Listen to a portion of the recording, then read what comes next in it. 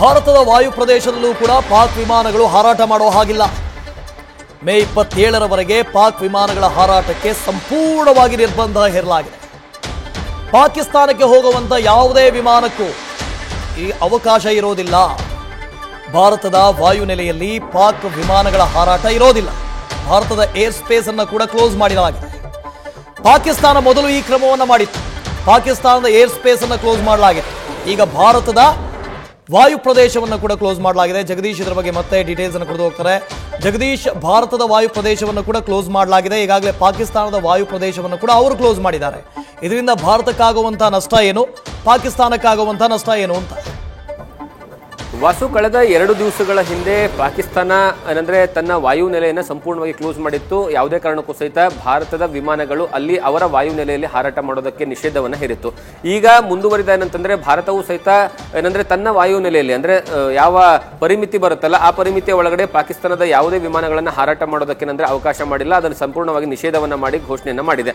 ಇದರಿಂದ 2 ದೇಶಗಳಿಗೆ ಆಗುವಂತಹ ಲಾಸ್ಗಳೆಷ್ಟು ಮತ್ತೆ ಎಷ್ಟು ಪ್ರಮಾಣದಲ್ಲಿ ಯಾರಿಗೆ ಹೆಚ್ಚು ಲಾಸ್ ಆಗುತ್ತೆ ಅಂತ ನೋಡ್ತಾ ಹೋದ್ರೆ ಭಾರತಕ್ಕೆ ಪ್ರತಿ ವಾರಕ್ಕೆ 77 ಕೋಟಿ ರೂಪಾಯಿ ಏನಂತಂದ್ರೆ ಈ ಒಂದು ಏನಂದ್ರೆ ಬ್ಯಾನ್ ಮಾಡಿರುವಂತಹ ಕಾರಣ ಅಂದ್ರೆ ಏರ್ ಸ್ಪೇಸ್ ನಿಷೇಧ ಮಾಡಿರುವಂತಹ ಕಾರಣಕ್ಕಾಗಿ ಲಾಸ್ ಆಗುತ್ತೆ. ಪ್ರತಿ ವಾರ 77 ಕೋಟಿ ರೂಪಾಯಿ. ಅದೇ ಪಾಕಿಸ್ತಾನಕ್ಕೆ ಪ್ರತಿ ದಿವಸ ಒಂದು ದಿವಸಕ್ಕೆ ಬರೋಬ್ಬರಿ $3 ಮಿಲಿಯನ್ ನಷ್ಟು ಏನಂತಂದ್ರೆ ಲಾಸ್ ಆಗುತ್ತೆ ಅನ್ನುವಂತಹ ವಿಚಾರ ಗೊತ್ತಾಗ್ತಾ ಇದೆ. ಇದರಿಂದ ಪಾಕಿಸ್ತಾನಕ್ಕೆ, ಯಾಕಂದ್ರೆ ಯಾವುದೇ ಒಂದು ನೀವು ಫ್ಲೈಟ್ ಅಲ್ಲಿ ಹೋಗ್ಬೇಕಂದ್ರೆ ಅಂತಾರಾಷ್ಟ್ರೀಯ ಗಡಿಯನ್ನು ದಾಟಿ ಮತ್ತೊಂದು ದೇಶಕ್ಕೆ ಹೋಗ್ಬೇಕು ಅಂತಂದ್ರೆ, ಫಾರ್ ಎಕ್ಸಾಂಪಲ್ ಈಗ ಭಾರತದಿಂದ ಯಾವುದೋ ಒಂದು ಏನಂದ್ರೆ ಅರಬ್ ರಾಷ್ಟ್ರಗಳಿಗೆ ಹೋಗ್ಬೇಕು. ಅರಬ್ ರಾಷ್ಟ್ರಗಳಿಗೆ ಹೋಗ್ಬೇಕಂದ್ರೆ ನಾವೇನ್ ಮಾಡ್ತೀವಿ, ಭಾರತ ನೇರವಾಗಿ ಏನಂತಂದ್ರೆ ಪಾಕಿಸ್ತಾನದ ವಾಯು ನೆಲೆಯನ್ನ ಬಳಸ್ಕೊಂಡು ಅಂದ್ರೆ ವಾಯು ಸ್ಪೇಸ್ ಏನು ಬಳಸ್ಕೊಂಡು ತದನಂತರ ಏನಂದ್ರೆ ಅರಬ್ ಕಂಟ್ರಿಗಳಿಗೆ ಹೋಗ್ತಾರೆ.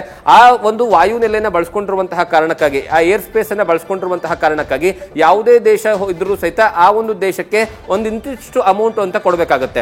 ಆ ಅಮೌಂಟಿನ ಮೂಲಕವಾಗಿ ಅದು ಆದಾಯದ ಮೂಲವಾಗುತ್ತೆ. ಆ ಕಾರಣಕ್ಕಾಗಿ ಏನಂತಂದ್ರೆ ಆ ಒಂದು ದೇಶಕ್ಕೆ ಹೆಚ್ಚಿನ ಆದಾಯ ಬರ್ತಾ ಹೋಗುತ್ತೆ. ಆದ್ರೆ ಈಗ ಪಾಕಿಸ್ತಾನಕ್ಕೆ ಇದರಿಂದ ನೇರವಾಗಿ ಏನಂದ್ರೆ ಹೊಡೆತವನ್ನ ಬೀಳುತ್ತೆ. ಮತ್ತೆ ಭಾರತಕ್ಕೂ ಸಹಿತ ಏನಂದ್ರೆ ಹೊಡೆತ ಬಿದ್ರೂ ಸಹಿತ ಅಷ್ಟೊಂದು ಹೆಚ್ಚಿನ ಪ್ರಮಾಣದಲ್ಲಿ ಹೊಡೆತ ಬೀಳೋದಿಲ್ಲ.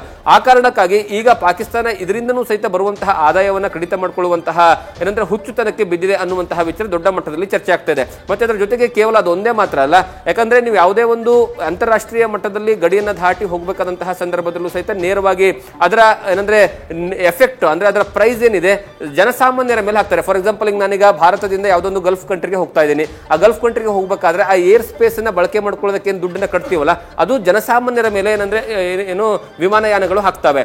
ಈಗಲೂ ಸಹಿತ ಏನಂತಂದ್ರೆ ಆ ವಿಮಾನಯಾನ ಸಂಸ್ಥೆಗಳು ಏನ್ ಮಾಡ್ತವೆ ಅಂದ್ರೆ ಹೆಚ್ಚಿನ ಹಣ ಏನಿದೆ, ಹೆಚ್ಚಿನ ಏನಂತಂದ್ರೆ ಏನು ವೆಚ್ಚ ಏನಾಗ್ತಾ ಇದೆ ಆ ವೆಚ್ಚವನ್ನ ಸಹಿತ ಜನಸಾಮಾನ್ಯ ಮೇಲೆ ಅಂದ್ರೆ ಪ್ರಯಾಣಿಕರ ಮೇಲೆ ಹಾಕುವಂತಹ ಕೆಲಸವನ್ನ ಮಾಡ್ತಾರೆ. ಹಾಗಾಗಿ ಇದರಿಂದ ಪ್ರಯಾಣಿಕರಿಗೂ ಹೊಡೆತ ಬೀಳ್ತಾ ಇದೆ. ಮತ್ತೆ ಅದ್ರ ಜೊತೆಗೆ ಏನೋ ಪಾಕಿಸ್ತಾನ ಆಗಿರ್ಬೋದು ಅಥವಾ ಭಾರತ ಆಗಿರ್ಬೋದು ಆ ಸರ್ಕಾರಗಳಿಗೆ ಬರುವಂತಹ ಆದಾಯವೂ ಸಹಿತ ಕಡಿತ ಆಗ್ತಾ ಇರುವಂತದ್ದು. ವಾಸು, ನ್ಯೂಸ್ ಫಸ್ಟ್ ನಿರ್ಭೀತಿಯಿಂದ ನಿಮ್ಮ ಪರವಾಗಿ.